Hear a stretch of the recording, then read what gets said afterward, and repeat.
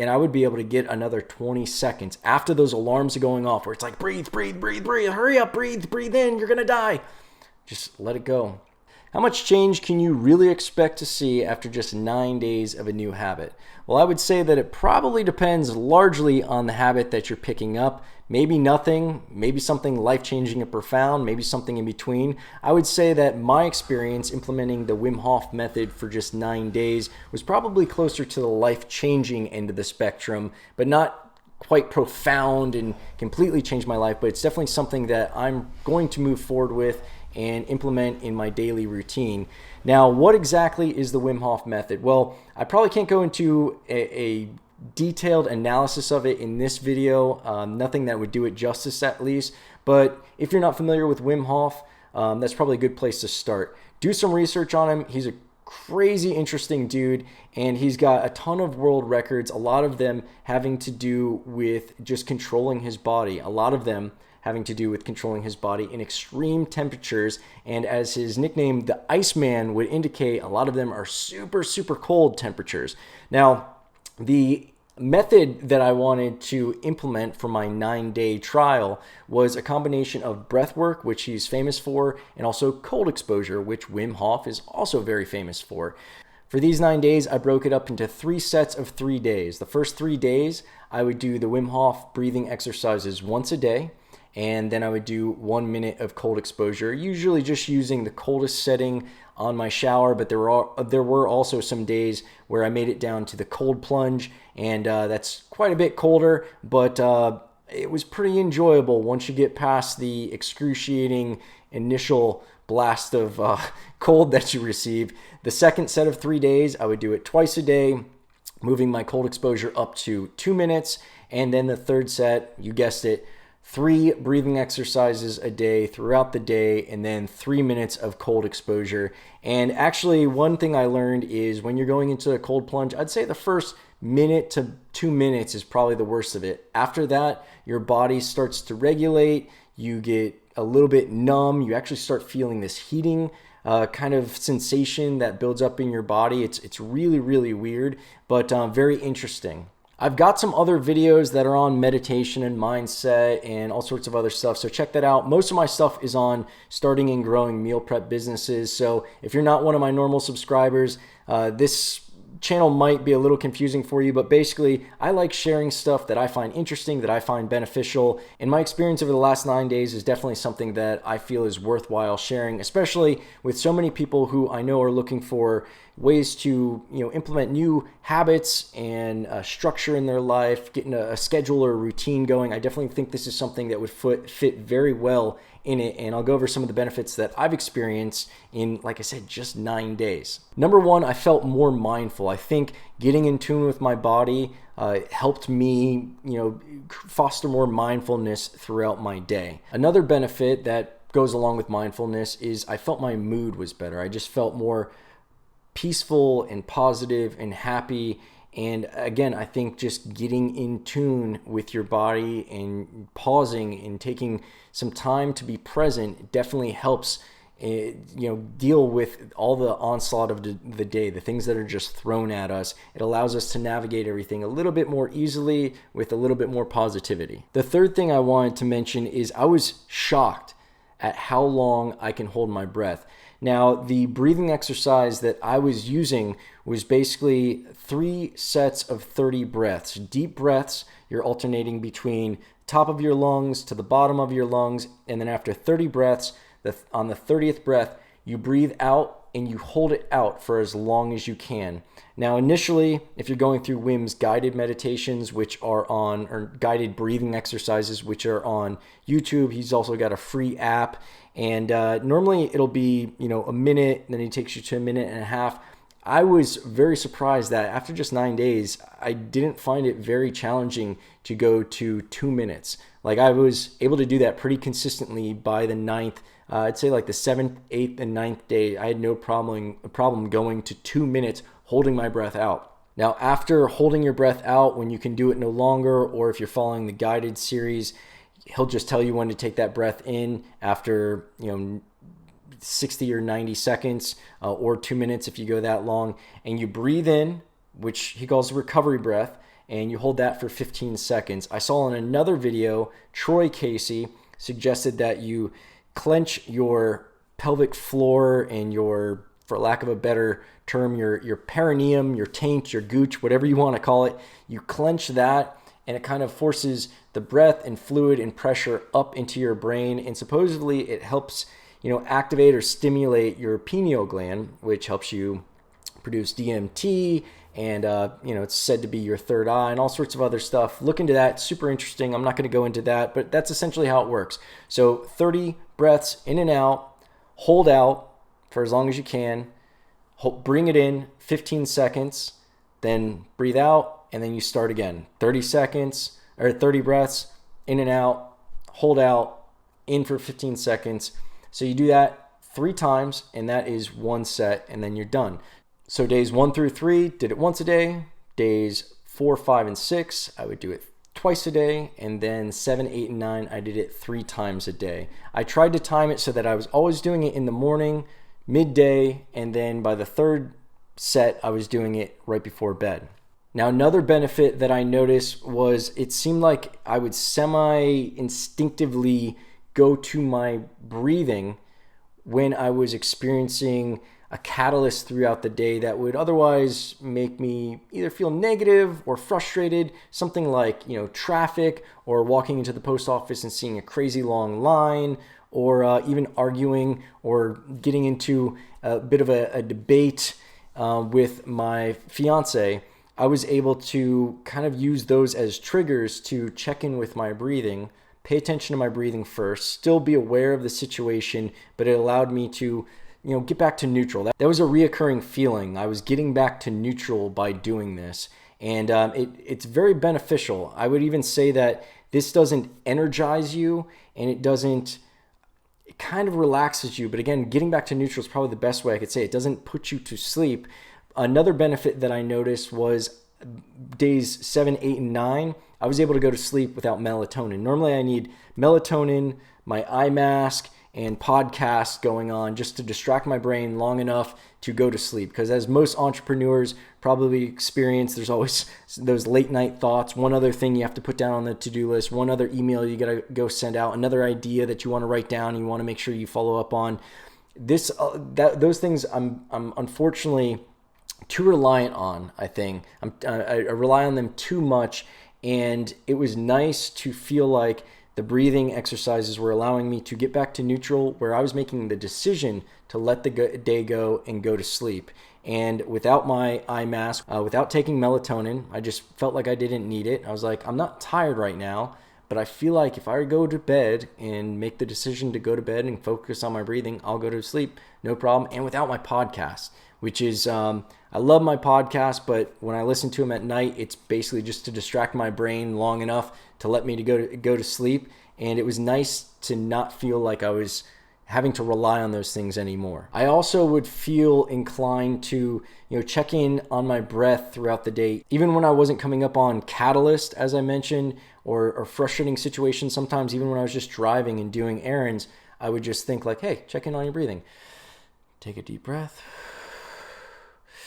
And I wouldn't go through the whole exercise, but it allowed me to, again, find that neutral spot again, and it felt good. I don't even want to say it was neutral because it was like there was positivity to it, but it brought me to this centered place where I was, in tune with my body again, just checking in with myself and kind of, taking care of myself, giving myself a nice little pat, and I appreciated it. My body did as well. Now, for you workout people, for you athletes, you'll probably be very interested in the health benefits and the fitness benefits of doing this. Apollo Ono is a big believer, so much so that he actually narrated one of Wim's books on Audible, and I suggest you check out his books, check out his videos on YouTube, check out his app, and do a deeper dive into this stuff. But one of the very interesting things that I experienced is on day 5, so about halfway through, ironically, I was it was my second day of doing 2 breathing exercises a day. So that day I had a HIIT exercise, and this isn't a normal HIIT exercise, high intensity interval training.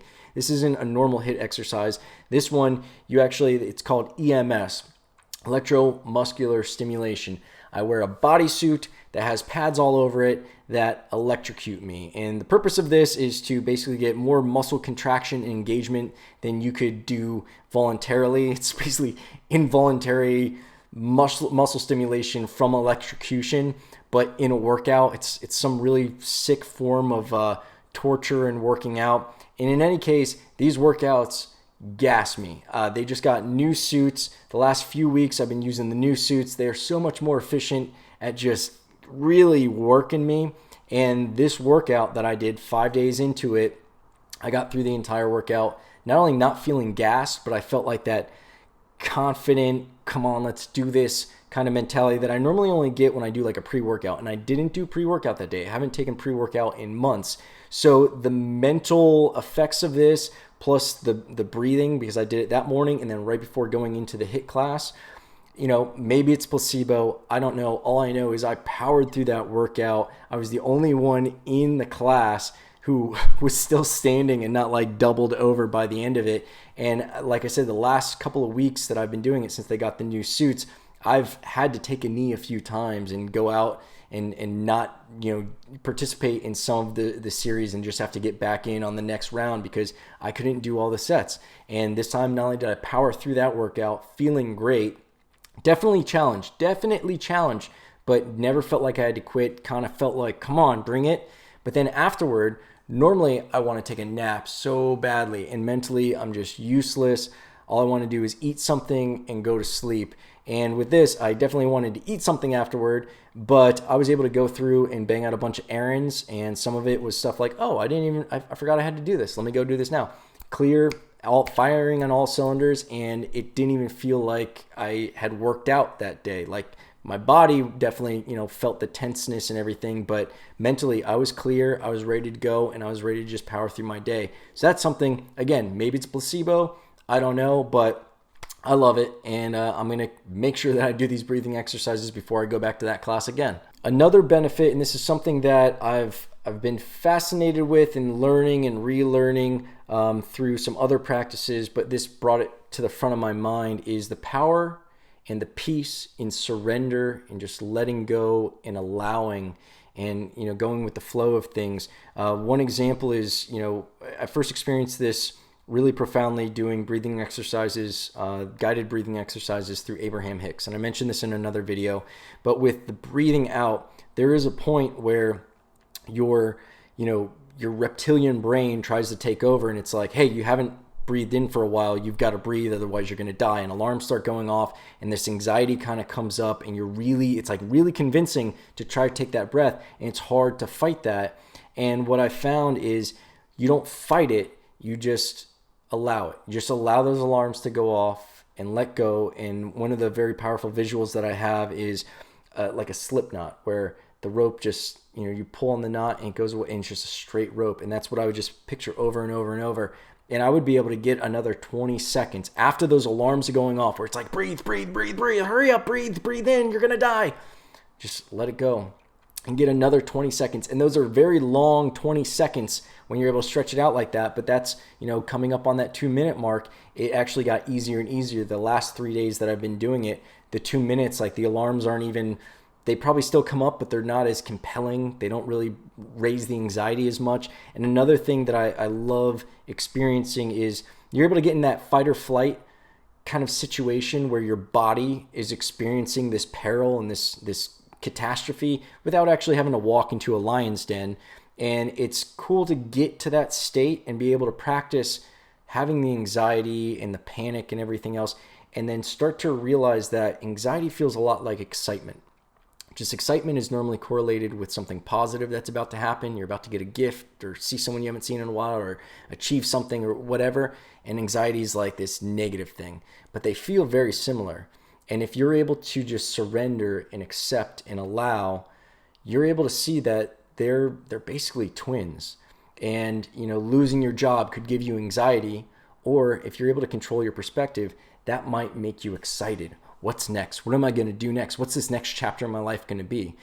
Definitely takes some confidence to kind of have that, but if you're able to work on your perspective and make that a goal where anxiety moments now give you excitement, holding your breath out and feeling that panic, I think that's a good exercise. Like I said, it's a lot better than walking into a lion's den. And this is something that I definitely appreciated. Again, just having these things at the front of your brain daily, I think is very impactful. Reflecting on stoicism and composure and presence and all these things that, were byproducts of doing this practice throughout the day. Definitely something that I appreciated and I highly recommend. Now, the most probably scientific, objective data that I have for you is my resting pulse and my blood pressure. Going into this, I measured it, and then on day 9 last night, I measured it as well. Going into it, my pulse, my resting pulse, was 62 beats per minute. Not great, not horrible, but not great. And my blood pressure was 120/80. Again, not great, not bad. Afterward, after just 9 days of doing this, my pulse rate, resting pulse rate, went down to 55. And my blood pressure has dropped to 111/72. So definitely some improvements. And like I said, that's the most objective change that I can give you guys. Everything else is how I feel or could be chalked up to placebo. And even, pulse rate. It could be, the power of mind bringing it all down. I've been doing this for myself, so I expected it to be lower and it lowered it. I don't know. But in any case, I found that was pretty compelling, and it correlates with a lot of the studies that they've done. And they've done a myriad of studies with Wim Hof and control groups who he's taught, and all sorts of really interesting stuff. Again, I won't go into it in this video, but dive into that stuff. It's very interesting. And I'd say the most powerful thing, especially for those of you who are looking to implement new habits in a structure and a routine, is there's this term in habit formation called an anchor. And when you want to have a routine, it's powerful to have an anchor. For a lot of people, maybe their anchor is going to the gym in the morning, and then that starts, that gives them that momentum. Or maybe it's that first, that healthy breakfast makes them feel properly fueled, makes you want to go to the gym. Then that makes you want to eat healthy throughout the day, or you have your, whatever it is, there'll be a chain of events. And I actually have a course that I'm creating that's on habit formation and helps you over several weeks go over habits. So stay tuned for that as well. But this is an anchor, and it's a very easy anchor because unlike going to the gym, this doesn't take time. I don't have to go anywhere. This is minutes. It takes minutes. It doesn't take an hour at the gym to start. And that's very powerful because when you're able to have an anchor that starts you getting back on track, and it takes very little time, very little effort, and it's independent of your geography. You could do this on a plane, out of town, in a meeting, in a bathroom, like while driving, while it's not recommended. You could tune in with your breathing and kind of course correct. And that's what I've noticed. There were some days where I would get lost going down a rabbit hole on YouTube video and then just binge watch video after video after video. And after an hour, I felt guilty. I felt like I was wasting time. I was beating myself up mentally. I was like, all right, what's the easiest victory that I can get? What's the easiest way for me to get some kind of sense of accomplishment? Oh, let me do a breathing. So I set aside 10 minutes. Really, you could do one series and do it in like 2 or 3 minutes. Set aside 10 minutes, do 3 rounds, and I felt like I did something for myself. I felt positive, and that starts the momentum. Then I attack the to-do list. The to-do list for an entrepreneur is normally endless. So it's hard to really feel like you've got something accomplished when your to-do list is never done, right? If you're able to get that quick victory, that might be the thing that gets you into the gym. You do the breathing exercise, and then you're like, okay, now I'm going to go drink some water. Okay, now I've got 2 things down. Okay, what else? You know what? I'm going to make it to the gym. Even if I only go for a half hour, I don't have enough time to do a full hour. Let me go in for a half hour, get a sweat on, and then tackle the next thing. All right, now I'm going to do this. And that is what you need, but it all starts with that first victory. If that victory takes you an hour, if you have to go across town, if you can only do it when you're home and you're stuck in a hotel, it's not a good anchor. So this is a very powerful anchor. Again, it helped me get on track in the middle of the day. It helped me start my day off right. So for those of you who are looking to implement that kind of structure, the routines, the habits, whatever you want to call it, I think this is powerful to just keep it in your pocket. And like I said, you could do it from anywhere. Even if you only had 10 seconds, it's better than nothing. So the long story short is, in just 9 days, I've seen enough of an impact on my life that I definitely want to make this a regular part of my routine. If you guys want to try it and you want to do it for 9 days, if you do it for at least 9 days, I want to know in the comments below whether you thought it was awesome or whether it's something that you're never going to do again. Give it 9 days. Don't do it for 2 days or 3 days and then tell me you didn't notice any changes. You'll probably see changes within the first day or two. I assure you. Mentally, just feeling that positivity and that progress and that mindfulness start taking effect and start being more present in your life. I think you should expect to see that. But let me know either way. I want to know what your experiences were. Maybe I'm just crazy. Maybe this is all placebo. Maybe it's all in my head. But in any case, I hope you found this video informative, interesting. Hopefully, maybe it'll make you dig a little bit deeper and do some research on Wim Hof, breathing methods, meditation, habits, whatever. And I look forward to helping you grow as a business, as an entrepreneur, and as an individual.